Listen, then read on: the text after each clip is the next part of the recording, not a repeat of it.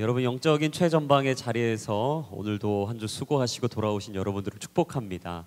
우리 좌우에 있는 분들과 한번 인사했으면 좋겠습니다. 오늘도 잘 오셨습니다. 한번 축복하며 인사해 주시죠. 네, 아마 이 중에는 인생의 끝이다라고 생각이 될 정도로 힘들고 어렵고 아프게 살다가 이 자리에 오신 분도 계실 거고요. 내 인생의 삶 속에 다른 시작은 어디 있을까? 아마 많은 헤매임과 여러 시간을 보내면서 이 자리에 오신 분도 계실 겁니다. 저는 오늘 본문을 보면서 말씀의 제목을 끝이라고 생각될 때라는 제목을 잡아봤습니다. 여러분, 한 설문조사에서 자신이 가장 두려워하고 있는 게 무엇인지 물었습니다. 당신의 인생에서 가장 두려운 게 뭡니까? 언제가 가장 두렵고 언제가 가장 버겁습니까? 라는 설문조사를 했어요.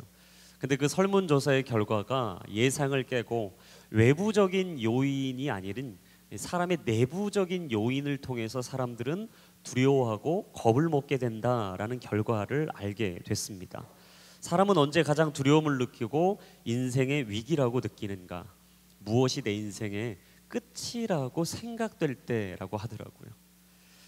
사랑을 나누었던 사람과 사랑이 끝난 경험을 할 때, 더 이상 사랑이 오지 않겠구나라고 생각이 될 때, 이 땅에서 너무나 소중하고 아름다운 가족과의 만남이 이제 얼마 남지 않았다는 생각이 들 때, 이제 가족하고 함께할 시간은 얼마 남지 않았다, 이제 끝이다라는 생각이 들 때, 열심히 공부하고 노력해서 쌓았던 스펙을 가지고 들어갔던 그 직장에서 이제는 내가 언젠가 끝이다라고 말할 수 있는 그때가 내게 다가올 때, 영원히 오지 않을 것 같은 내 인생의 아름다운 시간이 지나고 세월이 흘러서 내 인생에 언젠가 시작이 있었지만 끝과 마침표가 있다라는 그 결과와 통보가 내 인생에 찾아올 때, 우리는 인생의 가장 두려운 경험을 하게 된다라고 합니다. 여러분, 무한도전을 많이 보실 거예요. 거기서 큰 형님으로 나오죠. 깨방정이고 늘 촐싹촐싹 대면서 늘 불만과 불평을 쏟아내는 가스 할명수처럼 가스 박명수께서 우리에게 하신 아주 놀라운 명언이 있어요. 저는 이 명언을 되새기고 들어볼 때마다 어찌 보면 참 맞는 건지도 모르겠다라는 생각이 드는데, 늦었다고 생각할 때가 정말 늦은 거다. 어렵다, 힘들다라고 생각할 그때가 진짜 어렵고 힘든 거다. 그러니까 그냥 포기해라. 어찌 보면 우스갯소리로 박명수 님께서 하시는 얘기일 수도 있는데, 그만큼 우리가 인생을 살아가다 보면 늦게 되고 어려워지고 힘겨워지고 버거워질 때 우리는 인생의 위기를 겪게 된다라는 것이죠. 그만큼 사람들은 늦으면 안 된다는 생각합니다. 이렇게 어렵고 힘들면 실패한다라고 생각합니다. 계속되는 두려움 앞에서 내 인생은 미래를 볼 수 없다라고 이야기하는 거죠. 왜 그렇죠? 내 인생의 존재 가치가 느껴지지 않기 때문이에요. 내가 살아있다라는 것을 느낄 수 없기 때문입니다. 그래서 권력에 목말라하고 명예에 목말라하고 그렇게 돈에 목말라하면서 우리는 끝없이 높은 곳을 향해 올라갑니다. 근데 사람은 올라가도 만족이 없어요. 가도 끝이 없는 게 사람입니다. 올라가다 보면 끝이 없는 그곳을 우리는 하염없이 올라가고 있는 거죠. 얻어보고 모아도 보고 쌓아도 보지만 끝없이 내 인생에 채워지지 않는 이 목마름, 어찌할 수 없는 이 마음을 주체할 수 없을 때, 우리는 왜 그렇게 높은 곳을 향해 올라가고 싶어하는 것이고 가득 채워야만 만족한다라고 이야기하게 되는 건지, 혹시라도 내 인생의 끝이 오면 언제 내 인생 끝날지 모른다는 이 두려움이 다가올 때 아마 우리는 그런 생각과 마음에 하염없이 나의 세월을 보내고 있는지도 모릅니다. 예수님은 이 땅에서 시간을 보내실 때 높은 곳에 오르실 수가 있었어요.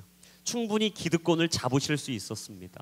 남들의 도움 아니어도, 남들의 희생이 아니어도 기꺼이 자신이 살아오셨던 삶으로 충분히 그 인생의 기득권을 잡을 수 있었어요. 하지만 예수님은요, 적지 않은 무리들이 따라오는 그 가운데서도, 자신을 지지하고 높이는 그 사람들, 무리들 가운데서도 결코 높아지지 않으셨습니다. 예수님이 그 자리에 올라앉지 않으시고 그 자리에서 기꺼이 내려오시고 자발적인 동의를 통해 자신의 희생과 헌신과 십자가를 지실 수 있었던, 아니 사람의 형체를 입으시고 저번 주 말씀하신 것처럼 자신의 부족함을 그 있는 그대로 인정하고 순종할 수 있었던 것은 무엇이냐? 그건 바로 예수님은 이 땅이 우리의 삶의 전부가 아니라는 걸 알고 계셨기 때문이었어요. 이 마가복음에 보면요, 예수님을 따르는 사람 중에 이 땅의 삶이 끝이다라고 생각했던 두 사람이 등장합니다. 마가복음에 야고보하고 요한이 등장해요. 이 세베대의 아들이라고도 유명한 야고보하고 요한, 예수님께서 자신들의 요구를 들어주실 것이다 라는 생각을 하고 예수님께 찾아갑니다. 그리고 예수님께 질문을 던졌어요. 예수님, 당신을 듣자니 어떤 이야기를 하든 어떤 요구를 하든 들어주신다고 제가 알고 있습니다. 내가 원하는 요구 한 가지가 있는데 이것을 좀 들어주셨으면 좋겠습니다. 당신의 영광 중에 임할 때 우리 중에 하나는 좌편에 앉게 해주시고 우리 중에 하나는 보좌 우편에 좀 앉게 해주십시오 라는 질문 하나를 던지죠. 여러분, 근데 예수님이 그 이야기를 딱 듣고요, 그 두 사람의 마음의 중심을 꿰뚫어 보셨어요. 그리고 그들이 무엇을 원하는지, 어떤 마음의 태도로 그 요구를 하고 있는지 아셨어요. 그리고 그들에게 이렇게 얘기하시죠. 너희는 너희가 구하는 것이 무엇인지 알지 못하고 있다. 여러분, 우리가 인생을 살아가다 보면 내가 무엇을 원해서 그걸 구하는지, 내가 무엇을 원해서 이 자리에 있는지, 나는 무엇 때문에 그것을 얻어야 되는지 알지 못하고 살아갈 때가 참 많다라는 거예요. 그냥 사람에 쓸려갑니다. 상황에 몰려갑니다. 그리고 세상이 이야기하는 대로 우리는 그게 맞는 것처럼, 정답인 것처럼 하염없이 아무 생각과 묵상 없이 그냥 따라가는 거예요. 근데 그 따라가다 보면 일어나는 문제는 하나, 뭐냐? 결국 내 인생의 끝을 보게 된다라는 거죠. 그 끝에는 두려움이 있어요. 그 끝에는 죽음이라는 우리 삶의 막막한 막연한 두려움이 있다라는 거예요. 근데 그 가운데 예수님께서 그들에게 한마디 결론을 내주신대요. 우리 마가복음 10장 42절부터 45절까지 말씀, 우리 자막을 통해 한번 읽어보겠습니다. 시작. 너희도 알듯이 이방 사람의 통치자라는 사람들은 백성들 위에 군림하고 그 고관들도 권력을 행사한다. 그러나 너희는 그렇게 해서는 안 된다. 오히려 누구든지 너희 중에 큰 사람이 되고 싶은 사람은 너희를 섬기는 자가 돼야 하고, 누구든지 으뜸이 되려는 사람은 모든 사람의 종이 돼야 한다. 인자 역시 섬김을 받으러 온 것이 아니라 섬기러 왔고, 많은 사람들을 구원하기 위해 치를 몸값으로 자기 생명을 내어주려고 온 것이다. 야고보하고 요한이 기대했던 대답은 아니었습니다. 전혀 다른 답을 주셨어요. 아니, 어찌 보면 전혀 예상하지도 못한 이야기를 던져주신 거예요. 그들이 얼마나 멘붕에 빠졌을지, 얼마나 정신적인 데미지를 입었을지 아마 혼란스러웠을 겁니다. 이게 무슨 말인가? 나는 이런 얘기를 들어본 적도 없는데, 아니 이렇게 살아가는 게 무엇인지 그런 삶은 내 주변에서 본 적이 없는데 도대체 예수님이 왜 내게 이런 주제안을 던져주실까? 아마 야고보하고 요한이 혼란에 빠져서 답답했을지도 모릅니다. 예수님은 기득권을 포기하셨죠. 그리고 자신을 비워서 종의 형체로 이 땅에 오셨죠. 자신을 낮추기까지 기꺼이 낮추셨습니다. 그리고 십자가에 달려 죽으셨어요. 근데 오늘 본문의 빌립보서 2장 9절에 보시면 예수님의 죽음은 끝이 아니다라고 이야기해 주셨어요. 우리 본문의 빌립보서 2장 9절을 다시 한번 읽겠습니다. 시작.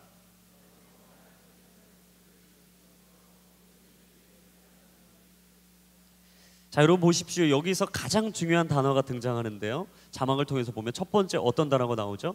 그러므로가 등장해요. 같이 한번 선포하겠습니다. 그러므로. 여러분, 그러므로라는 단어가 영어로 뭐예요? Therefore잖아요. 저보다 많은 공부를 하셨기 때문에 이 단어가 언제 쓰이고 그 앞과 뒤에는 어떤 이야기가 이어지는지 아마 여러분들 잘 아실 겁니다.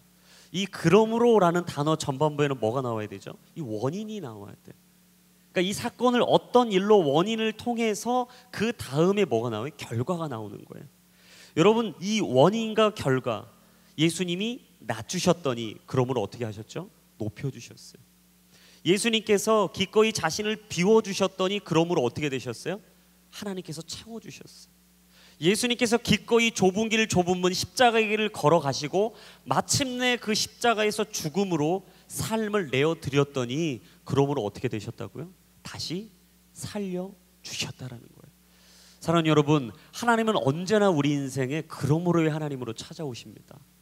내 인생에 희생하고 헌신하고 수고하고 땀 흘리고 모든 것을 하나님께 드렸다라고 생각했던 그 삶이 그냥 그대로 끝나는 게 아니에요. 하나님은 그 인생 속에서 무엇으로 가져오시냐? 비웠더니 채워주시는 분이십니다.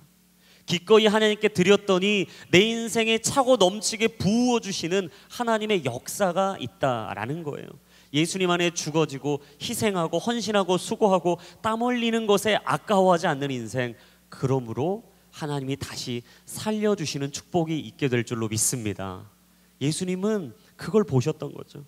그리고 그 삶을 살아내셨던 거예요.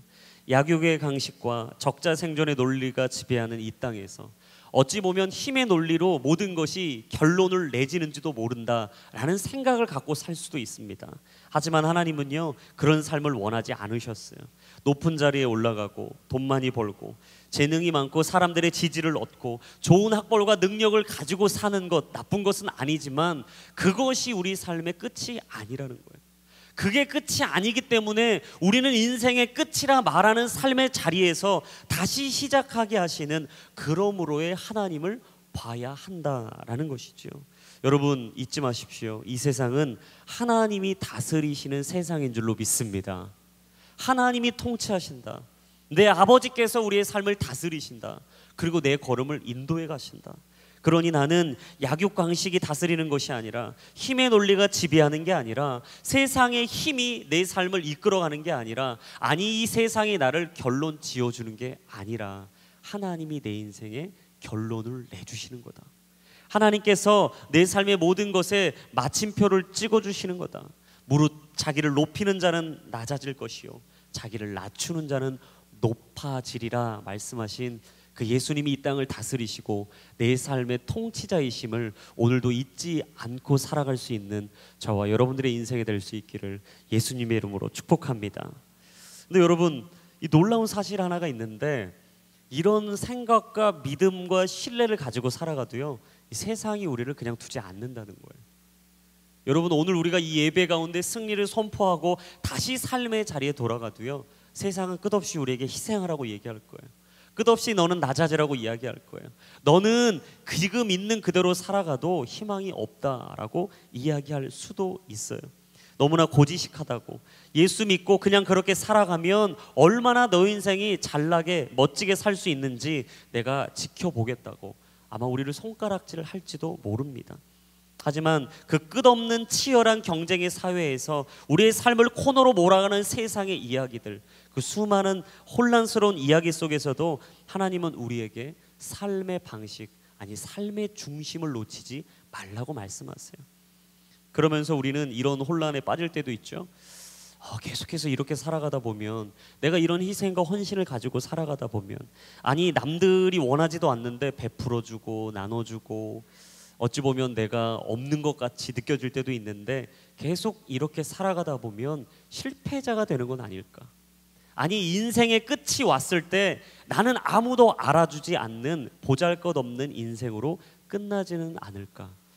가끔 이런 두려움이 우리에게 엄습할 때가 있다라는 거죠.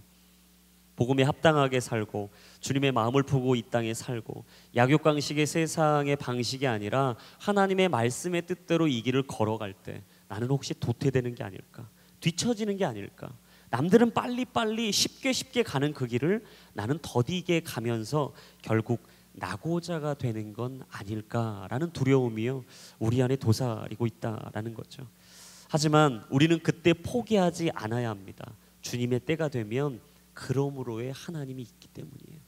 그러므로 나의 인생을 새롭게 하실 하나님, 그러므로 나의 인생에 역전을 이루실 하나님, 그러므로 믿음을 통해 거센 세상의 물결 가운데 하나님의 말씀으로 내 인생을 이끌어 가실 하나님, 만물을 다스리시고 세상을 움직이시며 내 인생의 진정한 주인이신 그 하나님이 내 인생에 개입하시면 내 인생은 쉬워질 거다. 내 인생은 평안할 거다. 아니 세상이 알지 못하는 그 평안이 내 인생에 넘쳐날 거다. 그러면 나는 진정한 영혼의 승리를 맛보게 될 거다.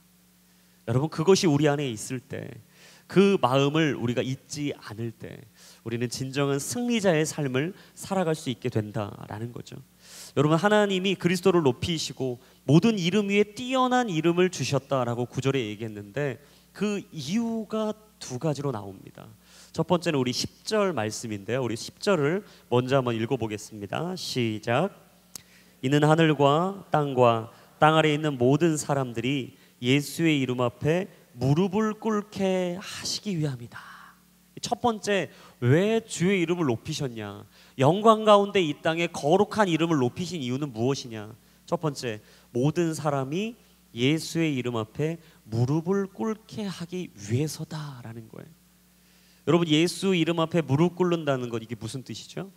내 안에 있었던 실망과 내 안에 있었던 고통, 내가 원하는 대로 사라지지 않을 때 왔었던 좌절, 이런 모든 것들을 주님 앞에 내려놓고 하나님을 신뢰한다라는 뜻입니다. 여러분, 하나님을 신뢰한다, 하나님을 믿는다, 무슨 말이냐? 다른 말로 하나님 앞에 무릎을 꿇는다는 거예요. 근데 여러분 10절에 보시면요, 무릎을 꿇는데 이 앞에가 상당히 중요해요. 예수의 이름 앞에 이렇게 나오죠. 하늘과 땅과 땅 아래에 있는 모든 사람들이 예수의 이름 앞에 무릎을 꿇게 된다. 살아있는 모든 사람들이나 모든 우리 삶을 살아가는 어떤 것이든 이 땅의 죽음이든 무엇이든 하나님께 무릎을 꿇게 된다라는 거예요. 여러분, 근데 우리는 살아가다 보면 이 핵심 가치를 놓칠 때가 참 많아요. 그러니까 머리로는 아는데 마음으로 느껴지지가 않는 거죠. 여러분, 신앙생활을 하다가 가장 비참할 때가 언제입니까? 머리로는 이해가 되는데 참 그 이야기는 많이 들어서 그 말이 무슨 말인지 참 옳은 말이고 좋은 말인 건 아는데 내 마음으로 느껴지지가 않을 때예요. 마음으로 느껴지지 않으면 어떤 일이 벌어지죠? 삶으로 사라지지가 않아요. 여러분, 삶으로 살아내지지가 않으면 그 말씀이요, 내 삶 속에 운동력 있게 움직여지지 않습니다. 그러면 능력 있는 삶을 살 수가 없는 거예요. 승리하는 인생을 경험해 볼 수가 없는 거예요. 그러다 보니까 간증이 없어요. 여러분, 저는 축복합니다. 여러분 인생에 날마다 살아있는 간증이 넘쳐나기를 축복합니다. 그래서 말씀대로 살면 살아있는 말씀이 내 인생 속에 어떻게 이루어지는지를 경험해야 돼요. 여러분, 경험해야 삶이 살아있고요, 삶이 살아있어야 생동력이 있습니다. 여러분, 그러니까 저는 여러분들이 살아가실 때 젊은이여서 그렇게 살라는 얘기 아닙니다. 천국 가는 그날까지 그렇게 살아보세요. 항상 어떻게 살든지요, 행복함을 누리고 살아보십시오. 그러니까 예수 믿는 사람은 얼굴이 밝아야 돼요. 여러분들이 지금 막 얼굴이 우울한 분도 계시는데 웃어봤으면 좋겠어요. 할렐루야. 우리 옆에 있는 분들에게 한번 축복합시다. 하나님이 당신을 사랑하십니다. 한번 축복해 주세요. 네, 하나님이 당신을 사랑한다고 하는데 웃으면서 얘기해야 돼요. 우울하면 안 돼요. 웃으셔야 돼요. 여러분, 하나님이 우리를 사랑하는데 무엇이 우리를 실패하게 하겠습니까? 하나님이 우리를 그 십자가의 피값으로 우리를 사셨다고 하셨는데 세상이 그 무엇이 우리를 실패자라고 이야기하겠어요? 하나님은 우리를 늘 승리자라고 말씀하세요. 너의 인생은 승리했다, 내가 다 이루었으니 너는 승리자라 라고 주님이 우리에게 오늘도 지금도 말씀하고 있는 거죠. 낙심하고 절망하고 기력을 잃어버릴 것 같은 바로 그때 여러분, 주님을 보십시오. 주님의 이름 앞에 무릎을 꿇으십시오. 그리고 주님 앞에 다가가서 말씀하세요. 하나님, 저는 당신을 사랑합니다. 내 모든 것이 주님 앞에 무릎을 꿇게 하여 주옵소서. 여러분, 무릎을 꿇으면 하나님이 다시 일으켜 주세요. 내 삶에 있는 모든 것을 주님 앞에 드리면 그러므로 주님이 내 모든 것을 받으사 새로운 열매를 맺게 해 주시는 거죠. 그래서 요즘 이게 크리스찬들의 이 풍속, 어찌 보면 풍전지도 모르겠어요. 세상 사람처럼 약사 빠른 사람이 있어요. 얕게 사는 사람. 뭐죠? 가지고 있는 거 나누는 거 인색하는 거예요. 헌신과 수고의 자리가 있으면 피하고 싶은 거예요. 무엇인가 내 것을 내어놓아야 된다라는 이야기를 하면 내 거 부둥켜 잡고 있기가 바쁜 거예요. 근데 여러분, 인생의 감동이 어디에 있습니까? 감격이 어디에 있습니까? 죽어지는 데 있는 거예요. 낮아지는 데 있는 거예요. 근데 죽어지고 낮아지면 감동과 감격이 있는데 그러므로 하나님이 다시 살려주신다는 거죠. 이게 얼마나 놀라운 영적인 신비인지 몰라요. 여러분, 주님 때문에 가장 소중한 사람을 포기하고 내려놓아 본 적 있으십니까? 인생에 가장 중요하다고 믿었던 그것을 하나님 앞에 진짜 내려놓고 포기한 적이 있으세요? 땀 흘리고 애써서 수고하고 그것을 통해서 얻어진 그 열매를, 그 재물을 아낌없이 하나님의 나라를 위해서 내려놓아 본 적 있으십니까? 사람들을 섬기고 영혼을 살리는데 시간과 재능, 재물이라면, 내게 주어진 모든 것이라면 하나님께 드리겠습니다 라고 이야기하고 혹시 흘려보내 본 적이 있으십니까? 인생에서 내가 무엇을 뿌리고 나누고 있는가? 여러분, 그게 내 삶의 거울입니다. 왜냐? 사람은 뿌린 대로 거두게 되어 있기 때문이에요. 그래서 시편 126편에 말씀하시죠. 눈물로 씨를 뿌리는 사람은 기뻐하며 거두게 될 것이고 귀한 씨를 들며 울며 나가는 사람들은 반드시 기뻐하며 단을 거두어 드리게 될 것이다. 여러분, 하나님이 주신 것이 있습니까? 주님 앞에 드리는 연습을 하십시오. 기꺼이 드리고 내어 드릴 때 하나님은 그러므로 우리 인생에 차고 넘치게 하실 귀한 축복을 주실 줄로 믿습니다. 이 두 번째가 무엇이냐? 예수의 이름을 높이시고 영광 가운데 이 땅에 예수의 이름을 높이신 이유는 뭐냐? 두 번째 11절입니다. 우리 마지막 말씀 11절 한번 읽겠습니다. 시작.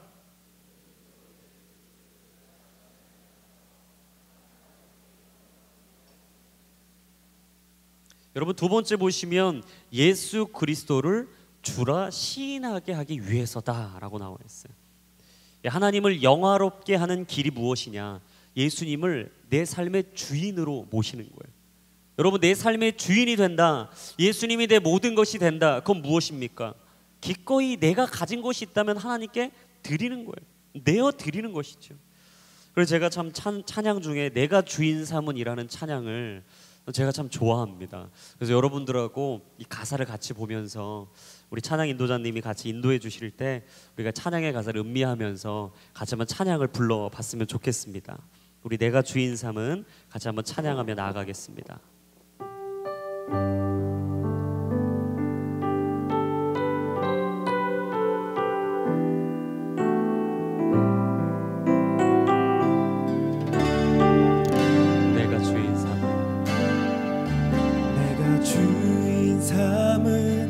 모든 건 내려놓고 내 주 되신 주 앞에 나가 내가 사랑했던 모든 건 내려놓고 주님만 사랑해. 내가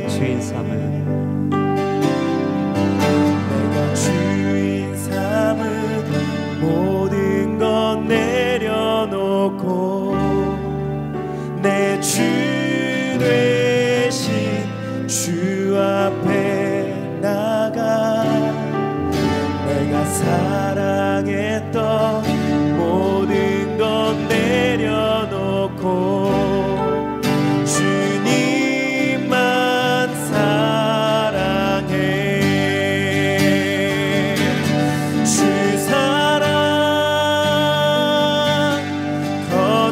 풍랑에도 깊은 바다처럼 나를 잠잠케 해. 주 사랑 내 영혼의 반석 그 사랑 위에 서리. 여러분, 예수님이 내 주인이 된다는 것, 오늘 찬양의 가사처럼 내 모든 것을 주님 앞에 내어드리는 결단이 있게 된다라는 거예요. 그리고 하나님께서 내 삶 속에 영광 받으실 그 일을 내가 바라보며 주님 앞에 날마다 나아가게 된다라는 거죠. 여러분, 그게 무엇이냐? 바로 예수 이름 앞에 우리가 무릎을 꿇고 내가 오직 예수 그리스도를 주라 시인하게 되는 놀라운 역사의 삶이다라는 거예요. 예수님께 주님은 나의 주인이십니다. 오직 그 주님만이 영광받기 합당하신 분이십니다. 여러분, 내 인생의 모든 문제를 주님 앞에 드리고 내 삶의 결정적인 그 문제들을 주님 앞에 내어드리고 그리고 내 문제에 갖고 있는 그 자리로 하나님, 내 생각이, 내 마음이, 내 경험이 들어가는 게 아니라 하나님, 그 예수 그리스도가 찾아와 주셔서 그 삶을 다스려 주십시오. 여러분, 그 내어드림이야말로 우리가 주님 앞에 무릎을 꿇고 다시금 예수 그리스도를 주라 시인하게 되는 진정한 삶의 모습이요 태도다라는 것이죠. 여러분, 아무리 좋은 일이 생겨도요 주님이 함께 하시지 않으면 지나가고 나면 쓸모없게 돼요. 씁쓸합니다. 진짜 좋은 것이냐 나쁜 것이냐, 예수님이 그 자리에 함께 하시느냐 아니냐에 걸려 있는 거예요. 아무리 나쁜 일이라도요, 그런 마음으로서 당장 이 인생 끝난 게 아닌가, 내 인생 끝이 아닌가라고 생각될 때도 사실 그 시간을 지나고 주님이 나와 함께 하셨다라고 경험이 되면 그 시간은 간증이 되는 거죠. 과연 나는 하나님께 드리는 인생을 살고 있는가, 아니면 내가 부둥켜 잡고 있는 인생을 살고 있는가. 실패와 아픔과 어려움과 눈물, 그 대가의 지불이 있는 그 삶의 자리 안에서 나는 간증이 있는 인생을 살아가고 있는지, 아니면 평범한 인생의 자리에서 머뭇거리고 있는 것인지, 오늘 주님은 우리에게 되물어 보고 계시는 거죠. 그래서 제가 항상 우리 청년들을 만날 때 그런 이야기를 합니다. 간증이 있는 인생을 사십시오. 평범한 인생으로 세월을 가며 40년, 50년, 60년의 인생을 살아가기보다 잠깐 우리가 이 땅에 살아가지만 하나님이 나와 함께 하셨다는 간증이 있다면 당신은 참으로 보배롭고 존귀한, 아니 가장 귀하게 빛난 보석 같은 인생을 사신 겁니다. 그 간증이 있을 때 우리는 아름답게 살아갔다라고 말할 수가 있는 거죠. 나만 인생의 꽃이 늦게 피는 건 아닐까, 내 인생만 우울하고 참담하고 답답해서 더 이상 내 인생에 꽃피는 젊음, 이제 이것으로 끝난 게 아닐까라는 생각이 들 때 여러분 기억하십시오. 모든 꽃은 만개하는 시기가 각자마다 다릅니다. 지금 내 삶이 더딜지라도 느릴지라도, 아니 누군가 나를 주목하지 않고 바라봐주지 않는 그 인생을 살고 있다라고 느껴질 그때 인생의 끝이구나 라고 생각될 바로 그때 하나님은 여러분들의 인생을 붙잡으시고 그러므로의 하나님으로 느리지만 옳게 살고 바르게 사는 여러분의 인생을 주목하시고 다시 새로운 시작을 주실 줄로 믿습니다. 여러분, 그러면 우리는 바르고 옳게 잘 살게 되는 거예요. 사랑하는 여러분, 좋은 일만 있기를 바라는 신앙인이 아니라 주님이 늘 함께 하심을 통해 내 삶의 모든 것이 간증이 되는 인생을 사십시오. 하나님을 만날 만할 때 하나님을 찾고, 하나님이 가까이 계실 때 그분의 이름을 부르며 날마다 하나님을 묵상하고 주목하며 그 길을 살아가십시오. 내 삶 속에 주신 것이 무엇인지 세어보며 감사를 고백하고, 내가 지금 이 순간 끝이 아닌가라는 생각드는 그 마음을 주님 앞에 내어드리고 내 마음의 믿음을 통하여, 아니 내 삶 속에 역사하시는 그 일을 통하여 다시 새롭게 하시고 시작하시는 주님을 붙잡고 구원에 이르는 저와 여러분들의 인생이 될 수 있기를 예수님의 이름으로 축복합니다. 제가 마지막 간증 하나를 들려드리고 오늘 설교를 마치기를 원합니다. 찬송가 96장에 여러분들이 잘 아는 아마 찬송을 아실 거예요. 예수님은 누구신가 라는 찬송이죠. 여러분, 예수님은 누구신가 라는 이 찬송에 시작한 지어놓은 선교사님의 이야기입니다. 1892년에 낯선 한국 땅에 도착한 선교사의 부부입니다. 이 부부가 자녀가 없었어요. 이 자녀가 없는 가운데 계속해서 힘들고 어려운 삶을 보냈습니다.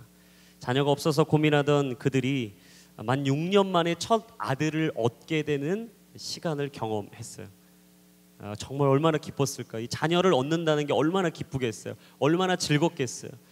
그런데 이 6년의 이 시간 동안 기다렸던 이 자녀, 그로부터 8개월 뒤에 아들이 하늘나라로 가게 되는 슬픔을 겪게 되죠. 결국 그 시간을 보내면서 참 힘들고 어려우면서 이 타지에서 먼 이 한국 땅에서 이 시간을 내가 도대체 어떻게 보내야 될까, 도대체 내가 어떻게 이 삶을 살아야 될까라고 이 생각하는 그 순간 속에서도 계속 그 시간을 버티면서 선교의 마음을 가지고 살아갑니다. 그로부터 3년 뒤에 아픔을 아물게 하는 때쯤에 두 번째 아이가 태어나게 돼요. 이 두 번째 아이를 얻고 정말 기뻤어요. 이 선교사님이 정말 기쁜 나머지 이 동네방네 막 이 소식을 알리죠. 알리면서 드디어 하나님이 우리의 가정을 위로하십니다. 다시 우리 가정을 살려주십니다 라는 이야기를 하면서 기쁨을 얻었어요. 근데 어떤 일인지 만 하루 만에 다시 하나님이 이 아이를 걷어가시죠. 어미의 마음이 어땠을까요? 벌써 첫째 아이를 잃어버리고 만 3년이 되고 단 하루 만에 그 아이를 잃어버린 어미의 마음.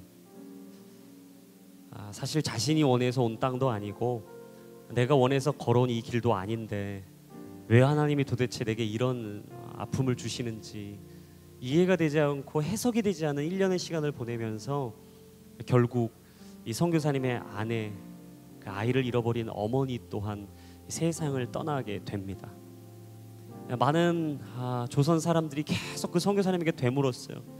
도대체 당신은 당신이 말하는 예수는 누군데, 당신이 바라보고 다가가고 그 길을 걸어가는 그 예수가 도대체 누군데 왜 당신에게 그런 아픔을 주는 겁니까? 여러분, 세상이 여러분들에게 그렇게 물을 때 뭐라고 대답하시겠습니까? 이 선교사님이 곰곰이 생각을 하다가 자신이 할 말이 떠오르지가 않는 거예요. 근데 하나님이 영감을 주셔서 찬송가의 가사와 곡을 짓기 시작합니다. 그 곡이 바로 찬송가 96장의 예수님은 누구신가 라는 곡이에요. 당신이 전하는 예수는 누구기에 이렇게 당신을 힘들게 하냐. 당신의 인생은 이걸로 끝났다. 이제 끝이다. 당신은 다시 시작할 수 없다. 너는 아이도 잃어버린 사람이고 너의 부인도 잃어버린 사람 아니냐. 이제 너의 인생은 끝이다. 세상이 조롱하고 손가락질하는 그 자리 앞에서 이 선교사님은 그 마음을 가지고 찬송을 지었죠. 그 선교사님의 이름이 민로아 선교사님입니다. 그리고 그 곡을 짓고 참 유명한 한마디를 남겼습니다. 그 선교사님은 이렇게 되물었어요. 참된 그리스도인은 누구인가? 고난을 원망의 대상이 아니라 감사의 노래로 변화시키는 사람들이다. 진짜 크리스찬은 누군가? 진짜 신앙인은 누군가? 고난을 원망의 대상이 아니라 감사의 노래로 승화시키는 사람이다. 그러므로의 하나님을 믿는 사람이다. 그러므로 내 인생을 반드시 승리하게 하시고 새롭게 하실 하나님을 믿는 사람이다.